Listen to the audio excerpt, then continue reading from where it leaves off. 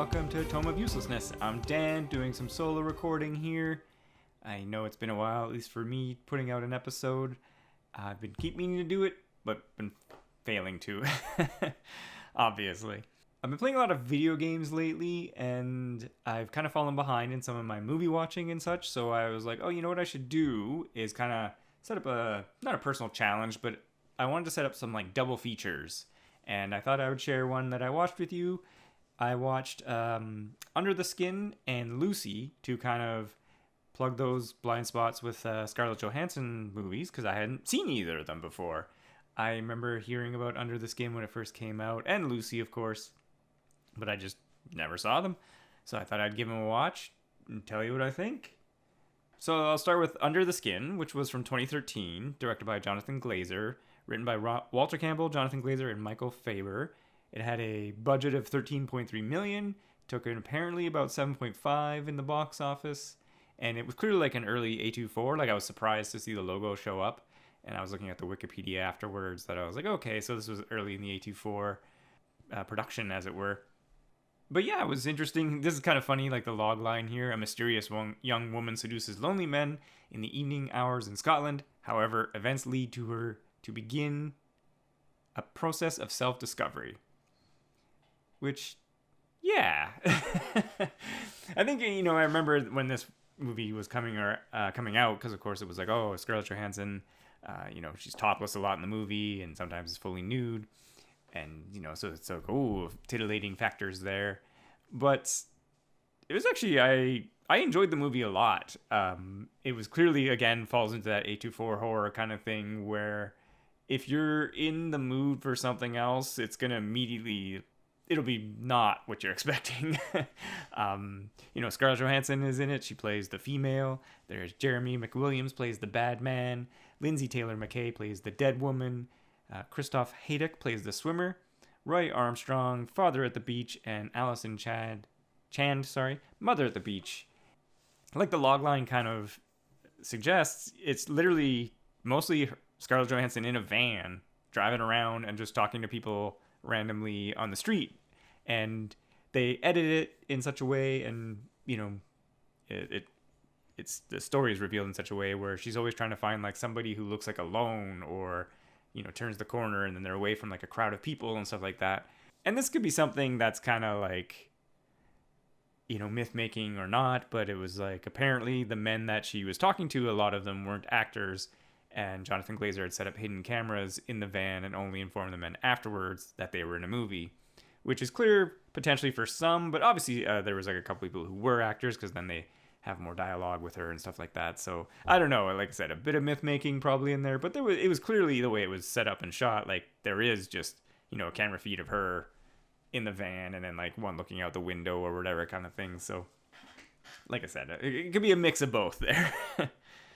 It's kind of revealed in the start of the movie how it's like a body snatchers kind of situation. She's an alien and she's taken the skin of this woman and then, like luring people in. And it was really well constructed, in my opinion, where every time she would lure somebody to like this house in Scotland, because she'd pick them up and be like, oh, I have a place nearby. And then they would just get trapped in some kind of mystery goo. But it's like, we don't even see the goo in the first time she captures somebody, but then the next time we see the goo, and then the next time there's like another reveal, and it kind of keeps building. And so it's like, you have to put it all together into like what the steps are about what's happening, and you don't even really get a full reveal. Like there's no dun dun dun like in a movie with, say, a bigger budget or more to tell. Maybe we would get some of those like last couple steps. Like we never get there, which I thought was interesting. Like I said, it just kind of lets you to your own devices where you can kind of spin it in your own way. But it gives you enough like steps about like, okay, they're capturing people, this is what they're doing, and then this happens, and then this happens, and you're like, okay, so there is some kind of invasion scenario kind of going on here. But yeah, it was kind of cool.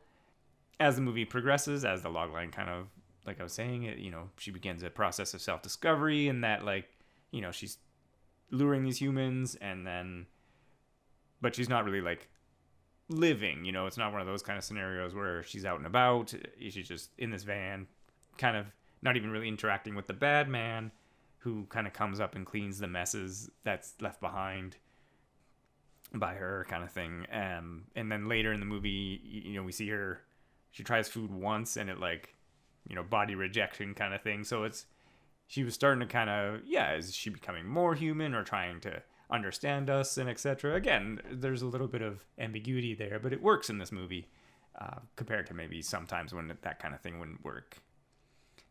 One of the bigger sequences in the movie, which is what I was mentioning with the swimmer and the father and the mother at the beach, it's actually pretty well done and like harrowing, because there's like this couple that gets in danger because their dog kind of gets caught in a riptide, and then the wife goes out and they have a kid who's like screaming and crying, and then there's a swimmer who's clearly like alone because she's talking with him, and he's like, oh yeah, I'm just camping, blah blah blah, and she's clearly so not interested in the harrowing scenario behind, which again is like showing how she's alien. And the swimmer guy is like, oh man, I gotta get in there and try to help. He sort of does, like he manages to rescue the one, like the husband or the father, I guess, of the couple. Like the wife is just gone and their baby is there just like yelling, and the swimmer guy, he's like exhausted after he does his rescue. And after he even does his rescue, the guy's like, oh no, my wife, and he still goes out to swim. And I was like, what is happening? And ScarJo just grabs a rock and just bashes the dude in the head, and then it's like 4 minutes of her just dragging this guy across the beach while this baby is like yelling, and I'm like, oh my gosh. It was well made, good scene, and again just showing that the ruthlessness of what they're about, and why they're here, kind of thing. It was pretty good. And then classic at the end, she's kind of gone rogue in her self-discovery, and the bad man on the motorbike is trying to like find her. They have no communication device or anything like that, and so he's just kind of like riding around on a motorcycle. And then she kind of like falls in with somebody who's helping her out a little bit, and because she's in distress, and then she bails out of that scenario, is then hiking in the woods, and then immediately someone attacks her. And so it's kind of an inverse, of course, because the whole movie she's been a predator, and now she's being attacked. Classic, man is the monster at the end. I don't want to spoil everything, but it leaves you with that same kind of like, that classic sci-fi sense where it's like, good job, humanity. Jerry McWilliams, who I mentioned earlier, he's a championship motorcycle racer. That's why he was cast to drive around the Scottish Highlands.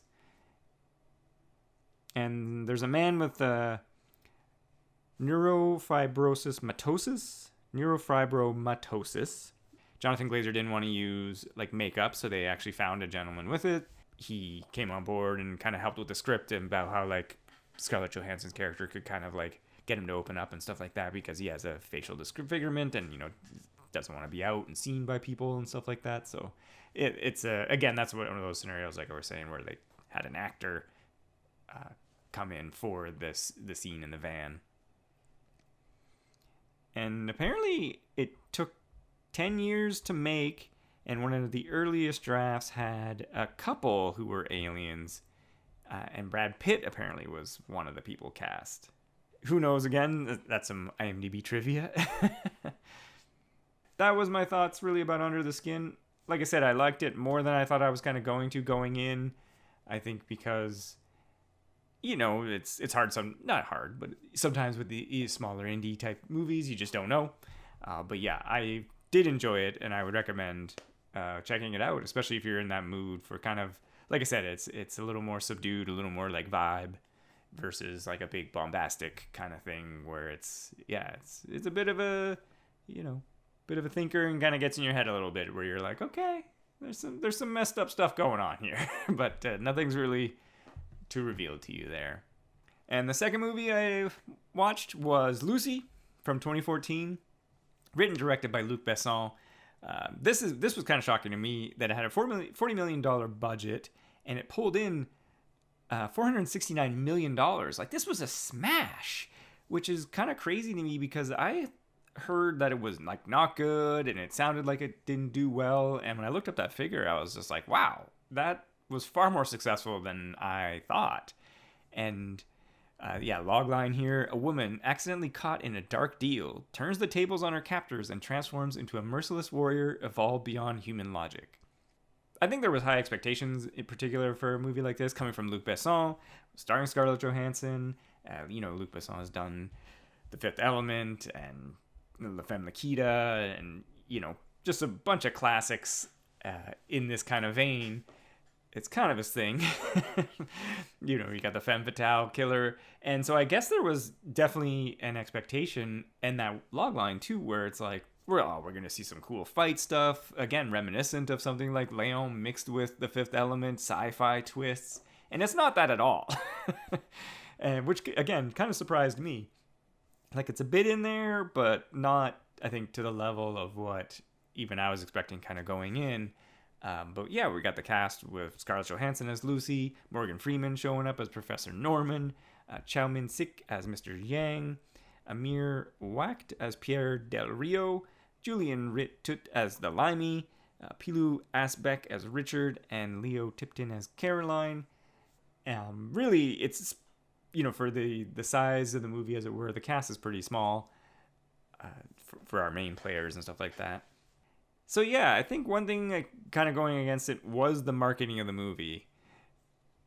Because again, this is 2014, Avengers is out and Scarlett Johansson's been doing some action movies. So you're like, yes, let's see her kicking some butt. And no. I did like the plot, how, it's a race against time and she's going to die, ticking clock, and that she knows she's going to die. And then she wants to have her death kind of fulfill some sort of purpose. And what can she do with these extra powers that she's developing that she gets because she gets roped into carrying a drug as a drug mule. And when she gets it's kind of convoluted, not convoluted, but it's kind of like, why did this scenario happen this way to her? She gets put into like a dungeon, for lack of a better word, and kind of mouths off one of the captors, and he just gives her a few kicks to the stomach, which then ruptures the drug sac she's carrying of a new synthetic drug, CPH4. Anyway, it's like a synthetic chemical that usually is in developing fetuses, and gives her all sorts of powers. But it's too much, and it's going to eventually kill her. And so she uses her powers to wreak revenge and also capture. She wants to. There was like 4 other drug mules, I think I want to say, or there was 4 total. Anyway, she wants to get all the drugs, put it in her, and then ascend essentially. But at the same time, like I said, she's kind of falling apart. She's learning all she can. She contacts Morgan Freeman to be like, "Hey, my brain is going crazy. Brain stuff. Is there anything we can do about it?" And or like, what should I do? And he's just like, well, you should gain as much knowledge as possible. And eventually they decide to like meet up and stuff like that. And so I did like, the visuals, like when she first kind of gets kicked and the drugs rupture, and then she's kind of like, she's chained to a wall, and then so she starts crawling up the wall and crawling on the ceiling and stuff like that. No one is around to see it, kind of thing. So yeah, just stuff like that was pretty cool. And like she's in an airplane, and like I said, she starts to kind of fall apart and can barely hold herself together anymore. I did feel like the way it was edited was, I don't know if it was like a time thing. Like it parallels it, but I just found it was like too much of the Morgan Freeman speech about brain development.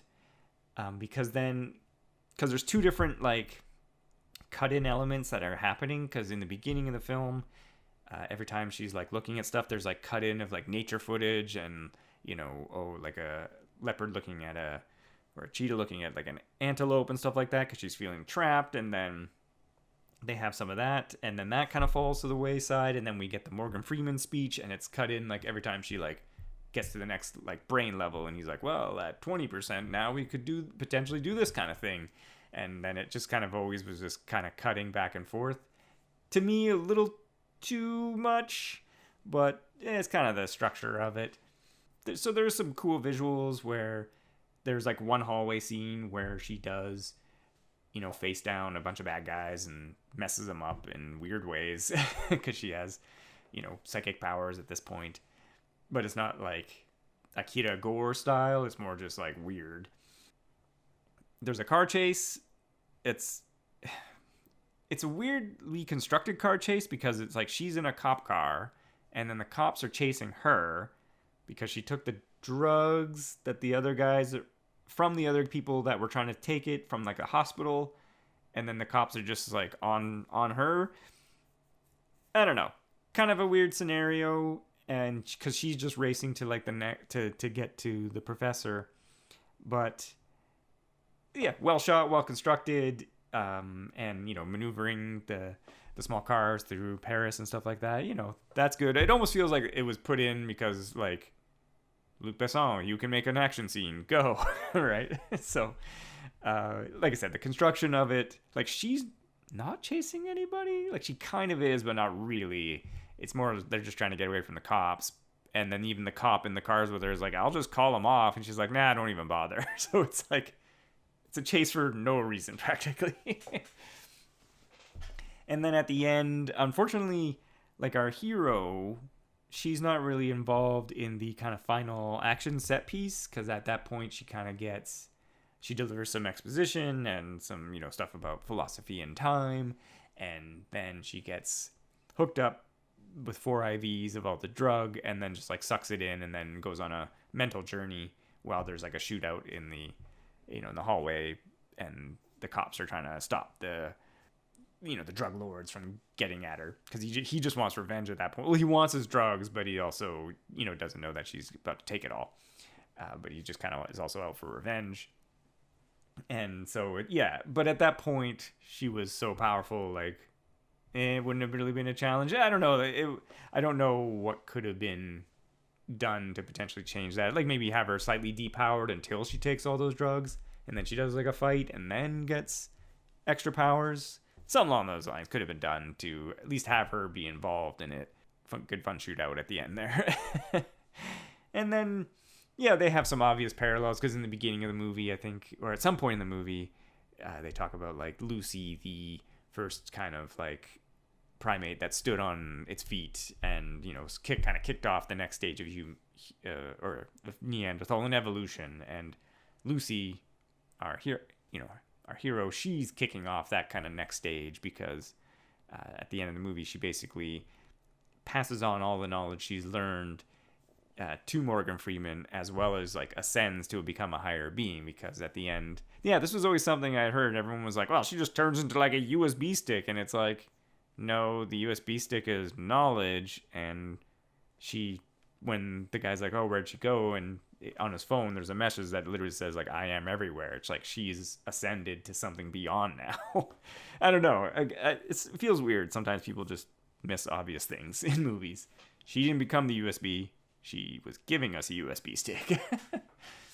I don't know. Like I said, I feel like there was just a lot of knocks against the movie I think it's mismarketing. I think it was a thing where, like, even like I said myself, where I was like, yes, kick ass, get Scarlett Johansson in there, Luc Besson doing some action, and she does like 2 things.